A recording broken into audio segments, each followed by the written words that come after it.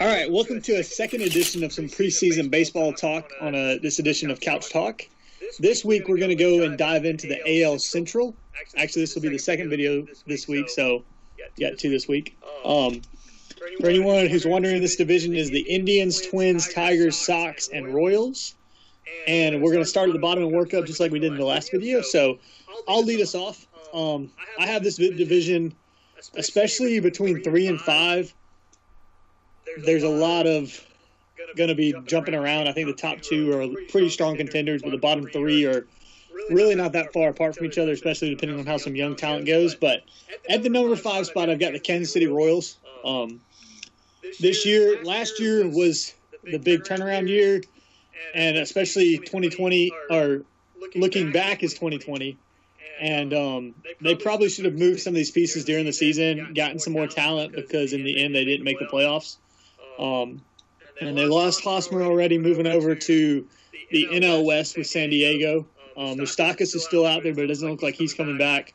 Lorenzo Cain signed elsewhere. They did get back Escobar, but I don't see that really being enough for them to be a huge contender. So yeah, that's why I got them down at the bottom. I actually have Detroit finishing at the bottom. Last year, they were not good at all, and they lost this. They were 38 games behind the first place team. So I don't think they're going to do much better, and I still think they're going to finish at the bottom 2 years in a row. Yeah, I'm with Matt on this. I have Detroit at the bottom of that division. They still have one of the best hitters in baseball, Miguel Cabrera. They still have a lot of good pieces on their roster. I just think losing Justin Upton was a big thing for them.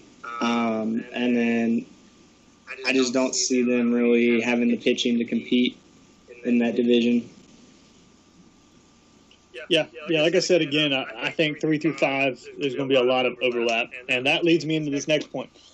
There's a part of me that really wants to move this team up. There's a ton of upside with this team. There's a lot to be excited about. But right now, looking at them, I'm going to put the Chicago White Sox down in 4. There's a lot of young talent, not many established players. Jan Makata came up last year and struggled a little bit. But they've still got Eloy Jimenez that the White Sox got from their crosstown team, the Cubs, who could develop into one of the best power hitters in baseball.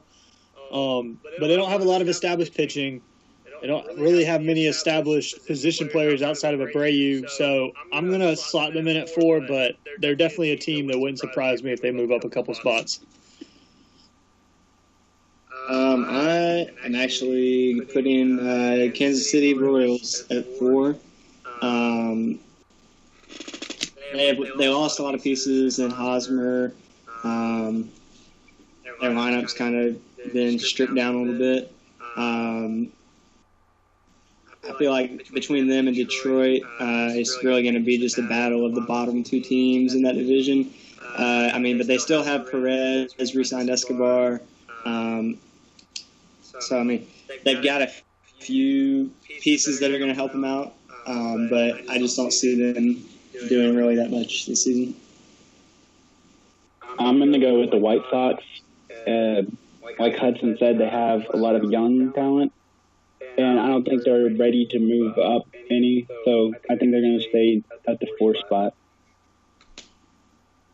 Yeah, so this team's already come off both of y'all's board, but I'm filling in the Detroit Tigers. Everything y'all said about why they're not going to be good is 100% true. Don't disagree with it whatsoever. The biggest reason that I have them above the Sox and the Royals is mainly just because this team's been there and won before. I know a lot of the names are different. A lot of the big guys are getting a lot older, but they've got Fulmer, who's one of the best young pitchers in baseball. And after Miguel Cabrera had a really down year last year, from what I've been hearing, and I kind of want to agree with it, that I think he can pull out one more big year, and I think that if he does pull out one more big year, it's probably going to be this year. So I have him in 3. We'll see how that works out. I have Kansas City at 3. And last year, they had a decent season. They're only 2 games under 500. So I think they're going to find a way to get about 85 wins. So they'll improve a little bit, and they'll be able to get that 3rd spot. So for me, I have Chicago White Sox at 3. I feel like they have the pieces that they're not going to finish bottom of the league, but in that middle spot, Jose Abreu, as long as he just doesn't strike out a ton, I feel like he's going to be a big key for them. And another guy that I'm really confident in this season that he's going to possibly, I'm going to go on a limb and say be an all-star, Tim Anderson at shortstop. I feel like he's been putting, his work in and just becoming a really good second baseman. Reminds me a lot of Jimmy Rollins. Alrighty.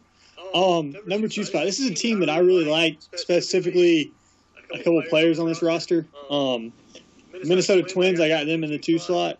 It hurt losing Irvin Santana, but I think overall, top to bottom, that line, the rotation will step up. I think this is a good opportunity for Jose Barrios to prove about his number 1 stuff. Even if he won't be that when Santana comes back, you can kind of get a taste of it. I think that lineup's pretty good, especially if you get a full, healthy year out of Sano. They had Kepler, a couple guys in the outfield, and one kind of out there, really out there, actually, prediction I'm going to have. I'm going to pull and say Byron Buxton finishes top 10 in the AL MVP this year. I also have Minnesota at number 2. I feel like they making the playoffs last year was a big stride for them, especially for some of their players, because a lot of them haven't been to the playoffs. They had a lot of younger guys too. I feel like this year they could improve on that. I feel like they'll still be a wild card team, obviously, because I don't have them winning this division. And they're guys like Sano,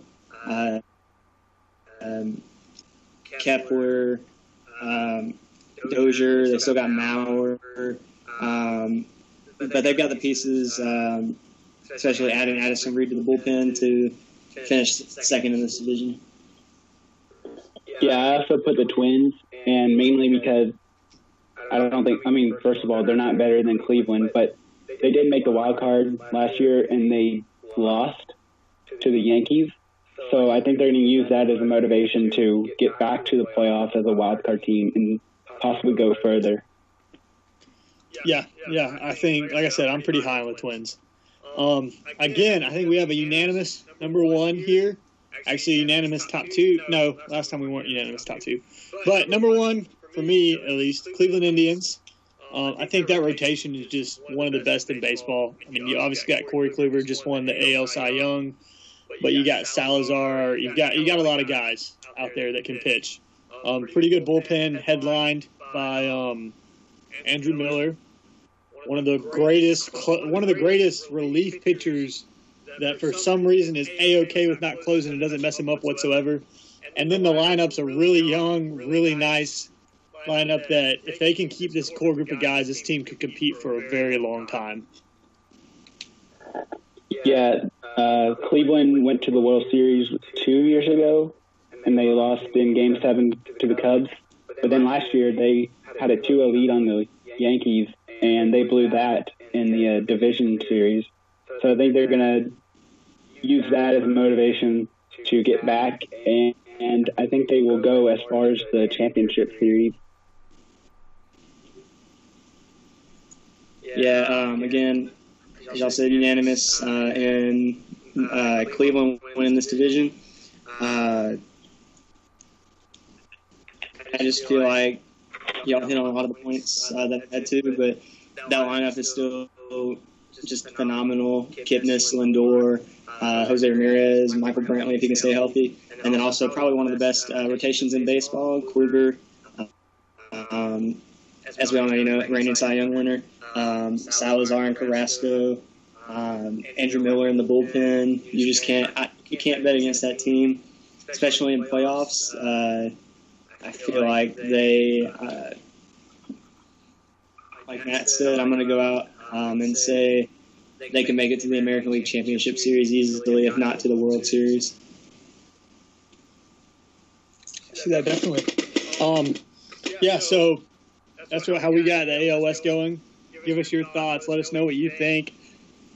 Tell us where you think we messed up, or you can give us some pats on the back if you think we did good. Hope you enjoyed the video, and don't forget to tune in next week for the AL East.